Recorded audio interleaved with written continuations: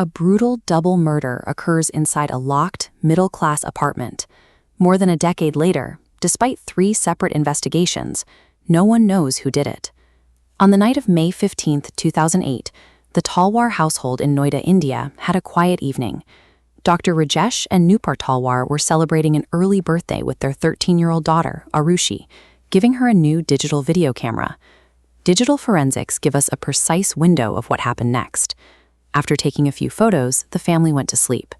At 12:08 a.m., the household internet router shut off. Activity inside the apartment stopped. At 6 a.m. the next morning, the household maid arrived for her shift. She found the outermost security gate latched from the outside.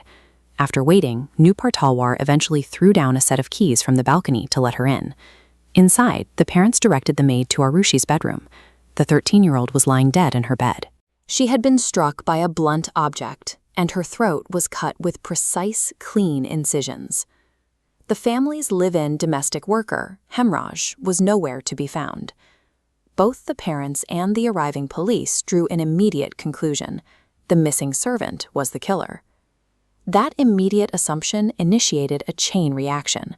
Because the police were entirely focused on hunting down a fleeing suspect, they neglected to actually look at the crime scene right in front of them.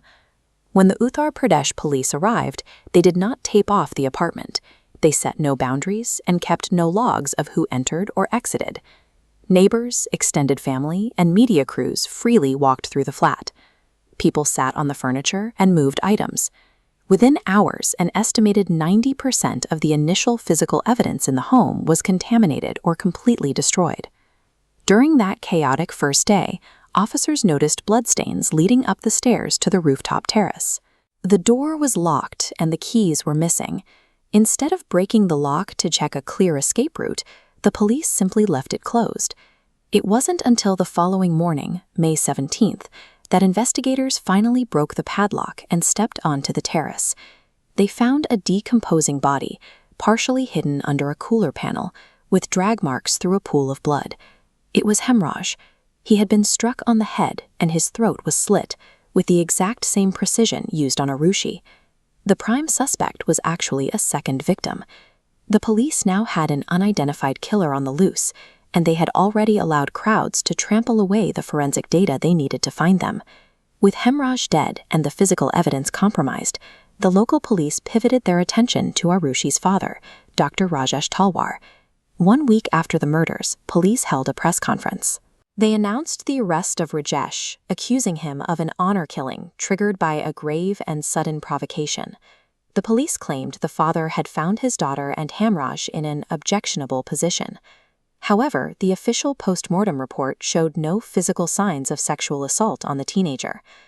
To explain the blunt force trauma, investigators pointed to a missing golf club from Rajesh's set, though they could not recover the club to test it for blood or DNA.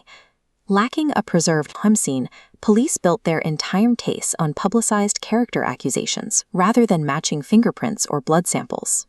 By June 2008, public outrage forced the government to transfer the investigation to the Central Bureau of Investigation, or CBI, who brought in an entirely new team.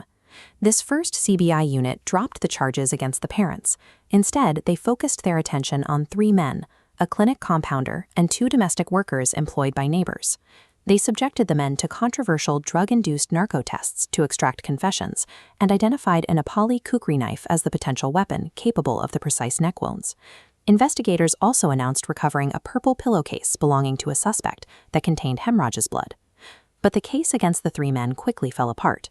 The narco test statements constantly contradicted each other, and the forensic labs found that the pillowcase evidence was mislabeled and hopelessly contaminated. With no usable proof, the suspects were released.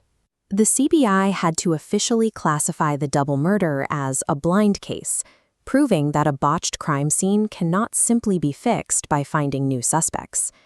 A second CBI team took over the case in 2009. Reviewing the remaining files, they turned the crosshairs back onto the parents. In December 2010, the team filed what is known as a closure report. By doing this, the CBI legally admitted they lacked the hard physical evidence required to prosecute. The closure report implied the parents were guilty based on circumstantial evidence. Their timeline showed the router died at 12:08 a.m., placing Rajesh awake before the murders. Furthermore, no forced entry, a latched outer door, and a meticulously cleaned body suggested an inside job.